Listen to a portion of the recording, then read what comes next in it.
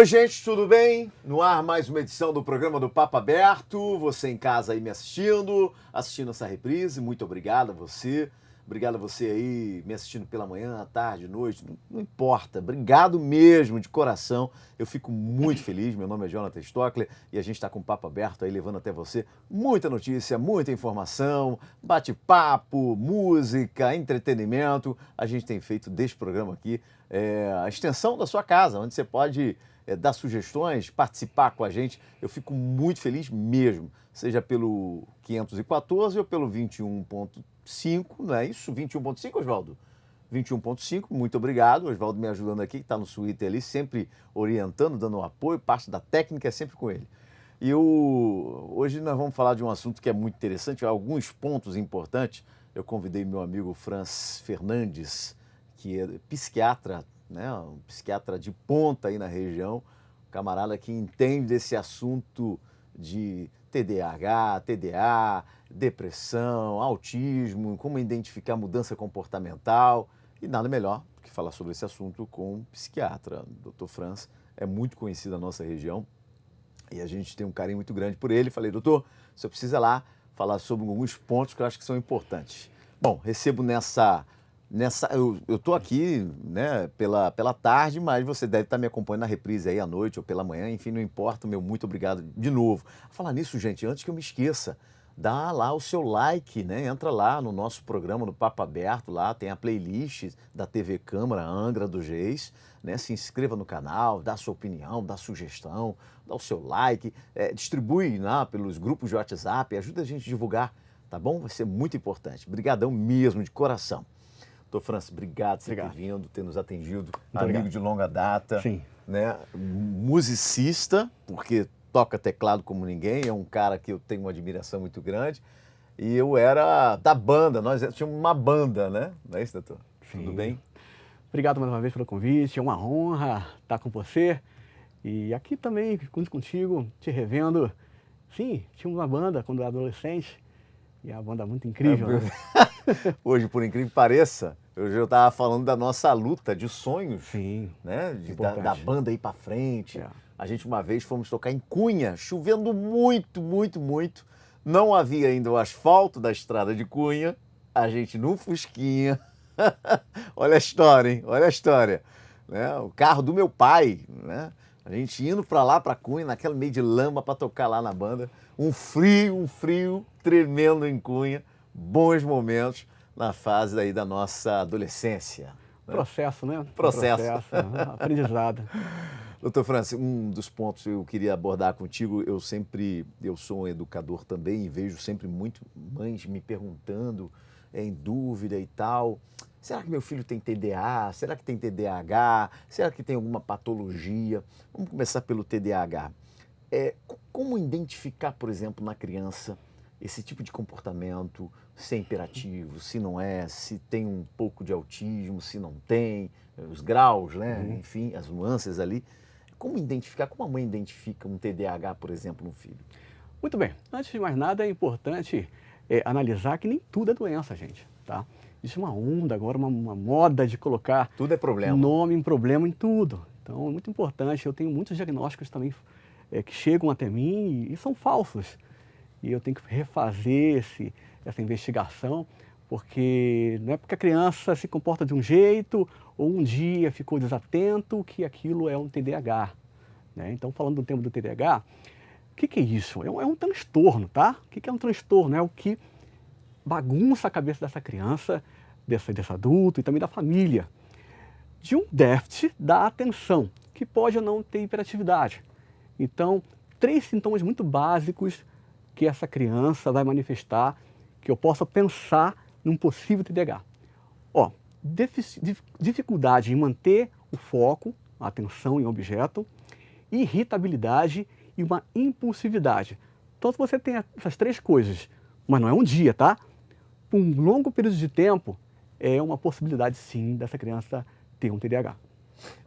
A gente vê, às vezes, o senhor falou uma coisa que é importantíssima, né? Porque hoje está tudo para problema patológico. Arruma um laudo, problema da criança, é patológico, e às vezes não é. A gente fez arte quando a gente era criança, né? Sim. A gente fez arte natural de uma criança, e às vezes a gente fica naquele desespero, será que meu filho tem isso? Enfim. É um outro ponto que eu acho que existem graus de autismo na criança. Como identificar isso? Tem como identificar? Eu sou um especialista para identificar. Então, voltando no tema do TDAH, a gente tem ele é um espectro também, ele é bem amplo. E isso tem que ser identificado e visto qual tipo de TDAH essa criança tem e qual é a funcionalidade que essa criança vai ter perante o TDAH. Então, o trabalho do TDAH é melhorar o funcionamento dela. Agora, sobre o autismo, também é outro tema bem polêmico, né? Aumentou demais o autismo, toda criança é autista, laudo para autismo. Muito cuidado, gente, muito cuidado também, porque antes da criança de ter um autismo, é uma criança, tá? Não é o fato da criança não quer falar com alguém, ou tem um excesso de timidez, que essa criança ou não está falando, que essa criança é autista. Então, realmente, um médico especialista, ou um profissional da área da neuropsiquiatria, um neuropsicólogo, um psicólogo especialista em autismo é que vai ser o profissional adequado a fechar o diagnóstico. Eu sempre gosto de perguntar assim, a criança chega com um laudo de TDAH ou autismo, será que é isso mesmo? Eu pergunto para mim mesmo, será que eu também dou aula e eu falo para meus alunos, pensa na outra possibilidade que pode ser, por exemplo, TDAH. Se não for TDAH, o que é? Pode ser ansiedade, pode ser uma criança superdotada, tem outras possibilidades. Uma depressão, né?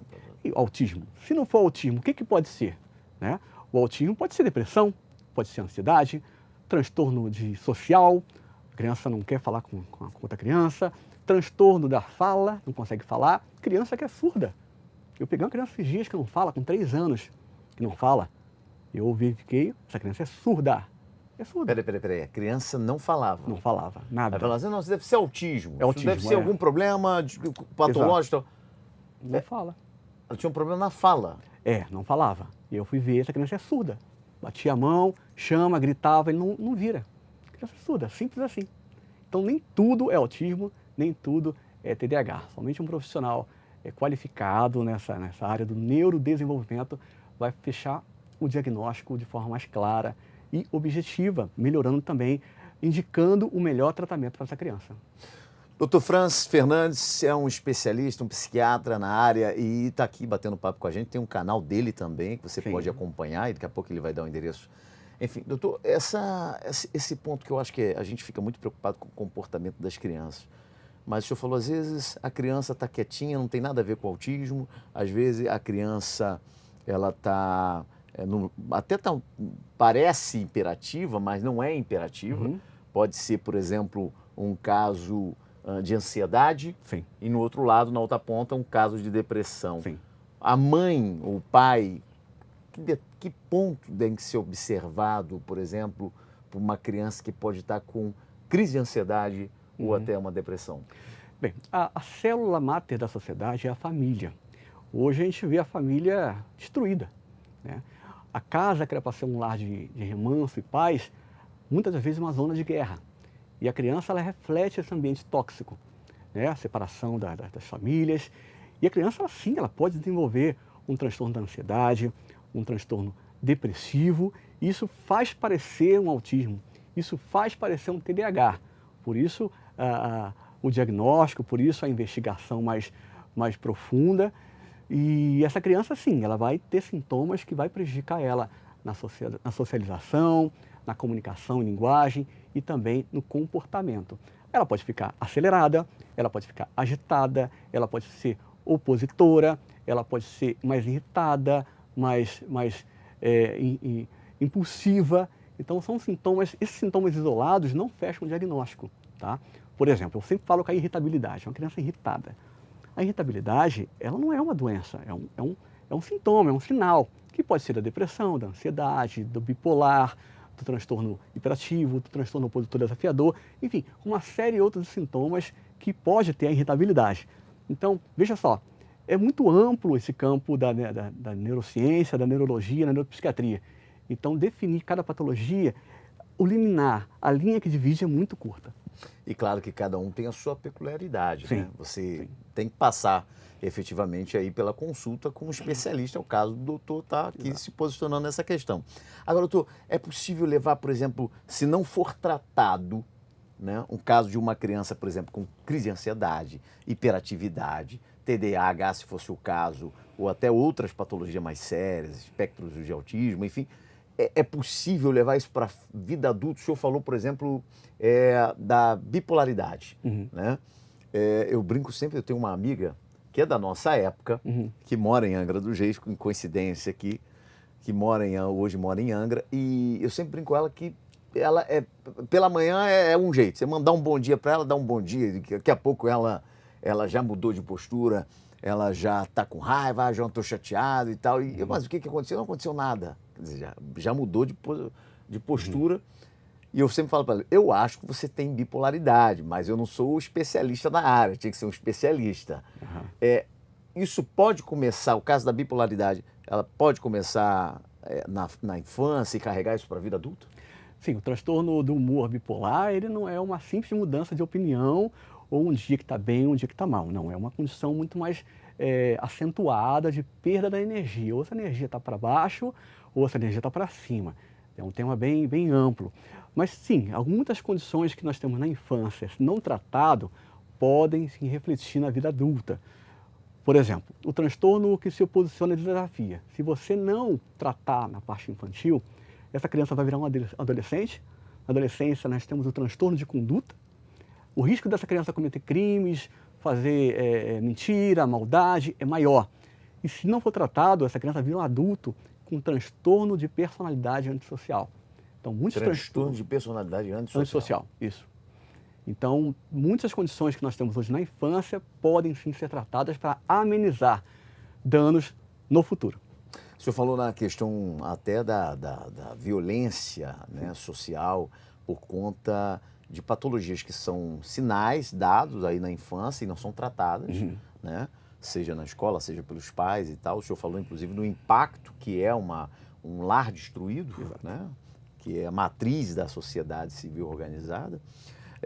Mas é possível, por exemplo, a mente de um adolescente, eu vi uma reportagem agora recentemente, de um adolescente que teria uma arma branca, uma faca, ferido a avó para poder pegar um dinheiro e comprar drogas.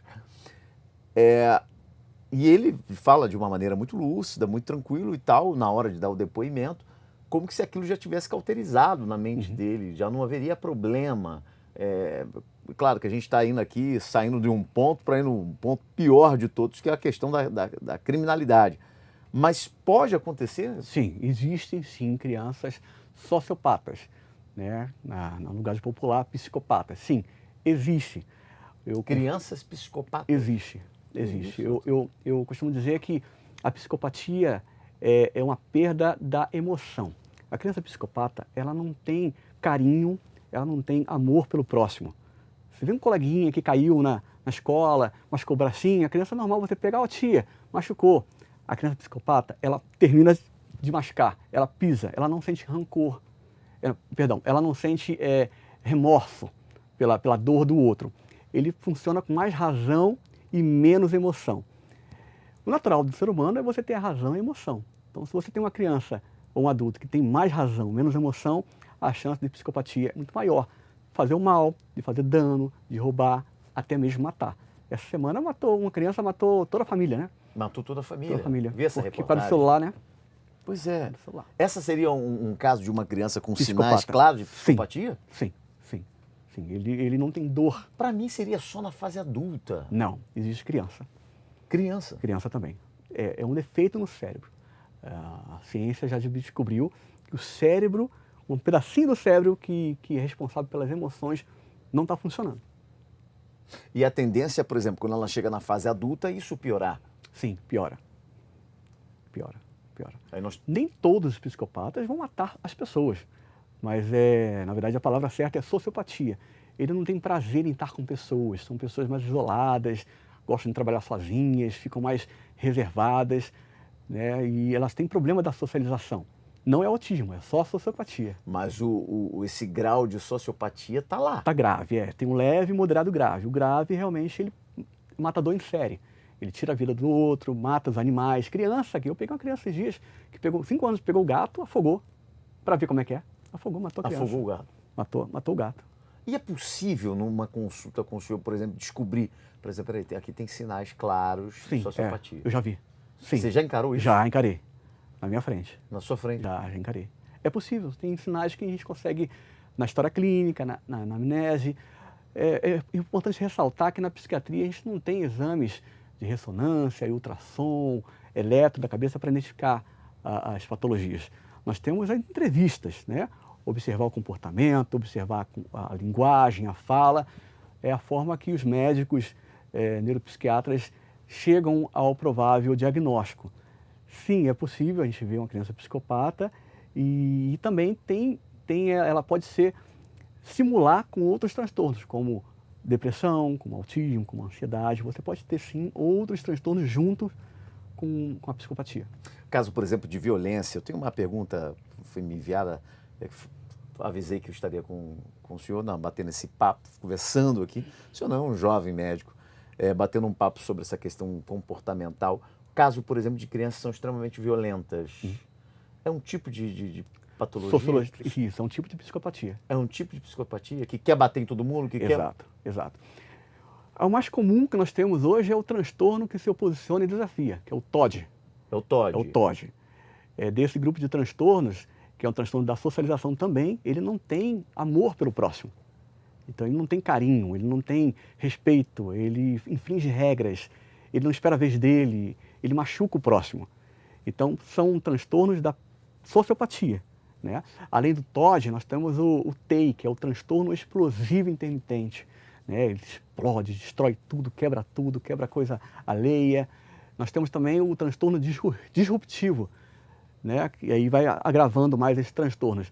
Enfim, todos eles a gente não tem cura, mas tem tratamento para minimizar os danos. Eu vejo, por exemplo, de mulheres, eu trouxe aqui uma líder que levanta a bandeira de defesa de mulheres que sofrem violência intrafamiliar, e a maioria meu marido não sabia que ele era assim, quando nós casamos, ficamos um bom tempo, e em determinado momento ele explode, quebra tudo dentro de casa e agora começa a aumentar esse tipo de comportamento. Isso é um caso que precisa ser tratado muitas das vezes, já vem de berço, teve o pai talvez como referência ou não? Pois bem, todas as condições psiquiátricas, neuropsiquiátricas, elas têm que ser avaliadas com cuidado, porque um dia de explosão intermitente, um dia de oposição, um dia de tristeza, não fecha diagnóstico. Então você precisa ter outros sinais e mais tempo de evolução para que a gente possa dizer que essa criança tem um transtorno. Agora, um adulto, né, nunca teve esse histórico e tem um episódio de violência, tem vários motivos. Pode ter um homem ansioso, um homem depressivo, talvez ele tenha algum transtorno da infância, mas não foi identificado. Ou seja, é uma série de outras condições que tem que ser avaliadas cada caso. Eu lembro que na nossa época aí, né, a gente tem 18, tem 19, na nossa época aí, quando se falava em esse tipo de comportamento, falava, isso aí é coisa até espiritual. Sim. Né? As pessoas não tratavam, ou quando tratavam com um ponto de vista espiritual. E é um problema como outro qualquer, que precisa ser tratado, medicado, né? Precisa de tratamento. Algumas patologias que o senhor citou aí, nem cura tem, né? Mas tem um controle, né? Eu peço licença para dizer sim, que a espiritualidade também faz parte Faz parte. Faz parte. Inclusive a medicina, hoje a ciência já reconhece e entende a importância da espiritualidade. Inclusive já está na matéria da Faculdade de Medicina, a matéria de espiritualidade. Sim, o corpo, a alma e o espírito, os três, se tiver descalibrado, né, desregulado, vai sofrer alguma consequência, né? Então os antigos tinham razão.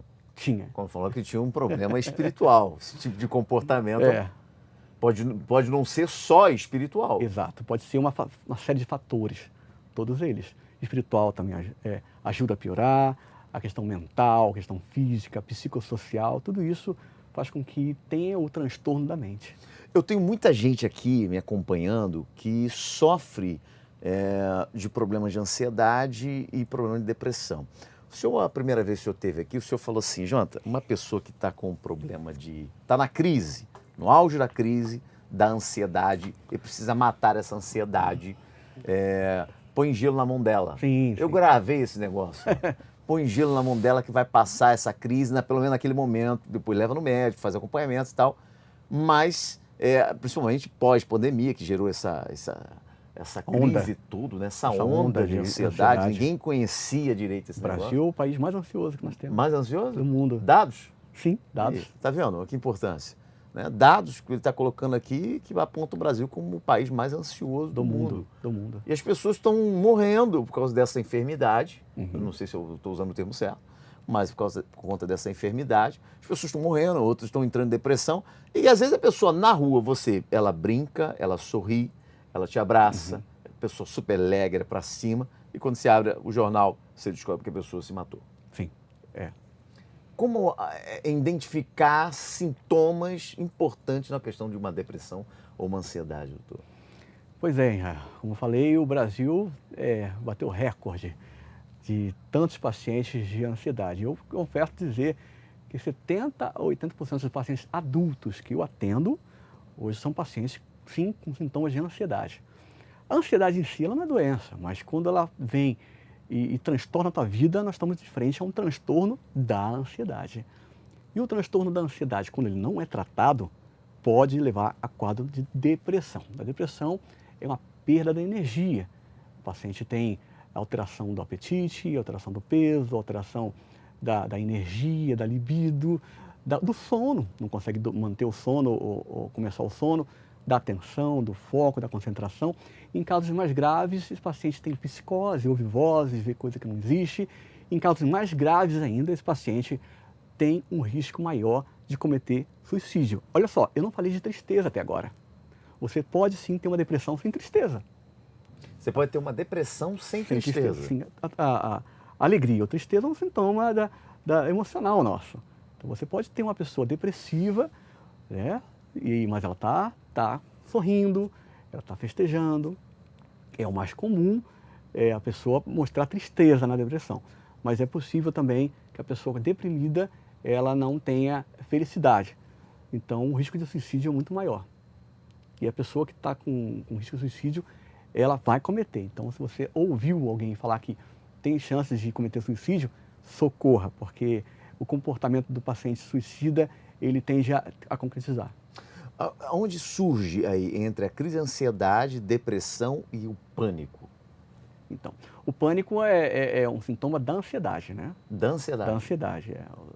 Você abrir o leque e colocar o transtorno da ansiedade generalizada, você tem a crise de pânico, o transtorno obsessivo, o transtorno compulsivo. A crise de pânico é aquela crise que toma você de uma maneira que você não consegue focar, não consegue raciocinar, não consegue tomar decisões, invade o teu corpo, você fica com medo, a mão fica fria, o coração acelera, vontade de sair correndo, coração bolo na garganta, essa é a crise de pânico. Só que é o seguinte, não existe algo ruim acontecendo em volta. Aí é a crise da ansiedade, né? Crise de pânico. Eu vi aqui, trouxe uma moça que perdeu o filho de forma brutal, assassinado, e ela levanta essa bandeira e cuida de mulheres que passaram por algo muito similar, e ela falando que às vezes dá um gatilho. Sim. Alguma coisa que aconteceu e estoura o gatilho, e aí ela já... Né, hoje ela está tratada em relação a isso, mas ela falou que dava gatilhos, barulho de alguma coisa. Esses gatilhos podem ser da infância, pode ser algo da adolescência, que ela viveu, algum trauma, rejeição, abandono, abusos, são fatores que levam à ansiedade no adulto. Fazer aquele procedimento, me ajuda aí. Hipnose, regressão. Que é regressão, que a pessoa deita ali no divã. Sim, é importante. Existe isso? Existe, funciona. Funciona, doutor? Funciona. O tratamento para depressão e ansiedade não é somente com médico, não é somente com medicação, tá? Eu costumo dizer que o tratamento ele é multidisciplinar. Você precisa sim mudar o teu estilo de vida, você precisa buscar uma atividade física, exercício físico, mudar a forma de você ver a vida, tá? Utilizar aí a psicologia da positividade, espiritualidade, buscar um psicólogo, fazer terapia e aí sim, isso não resolvendo, o médico vai com drogas, com medicação, tirar você do fundo do poço, elevar o teu humor, a tua energia para que você possa, junto com essas atividades, continuar o tratamento. Não é só o médico, não é só o remédio. Precisa realmente mudar o estilo de vida e usar as terapias. Eu estou tentando levar o Dr. Francis para o jiu-jitsu, mas está difícil, que tem uma resistência, não tem tempo, não tem tempo. Falar com a esposa dele para ver se... Médico, né? É médico, né? Médico ocupado. É médico ocupado. Tem que cuidar da gente, alguém tem que cuidar da gente, ué. Pensando o quê? Dr. Francis, eu quero te agradecer por você estar aqui com a gente. Obrigado de coração. Passa aí o seu endereço para o pessoal poder te acompanhar lá no teu canal. Fica à vontade. Obrigado mais uma vez por estar aqui. Obrigado a você que nos assistiu até agora. Se você gostou desses assuntos, dessa informação, você pode clicar no meu canal do YouTube, Dr. Francis Fernandes. Eu tenho vários vídeos que eu falo de autismo, de depressão, de TDAH. Me acompanhe nas redes sociais também, no Instagram, Dr. Francis Fernandes. Conheci aqui no Papo Aberto com o Dr. Francis Fernandes, esse psiquiatra que hoje está aqui com a assessora, que é a esposa dele, acompanhando aqui, dando assessoria. Eu fico por aqui no programa, volto numa próxima audiência. Obrigado pelo carinho, esse tema é importantíssimo, porque o que eu tenho de relato de gente passando por dificuldade, lutas voltado para essa questão, principalmente com o filho, inúmeros casos aqui, e foi bom a produção trazer aqui do programa, trazer o Dr. Francis para a gente bater um papo sobre esse assunto. Me acompanha aí no 514, no 21.5 ou ainda pela nossa plataforma, na nossa playlist lá do Papo Aberto, vai lá na TV Câmara, no YouTube, canal do YouTube, dê sua opinião, seu like, fique à vontade, participe lá com a gente, se inscreva no canal. Obrigado pelo carinho, obrigado pela audiência, é sempre bom demais receber aqui o Dr. Francis, que é meu amigo de velha guarda aqui, a gente já participou de banda juntos, a gente tem uma história linda e hoje ele se dedica a cuidar da gente, né?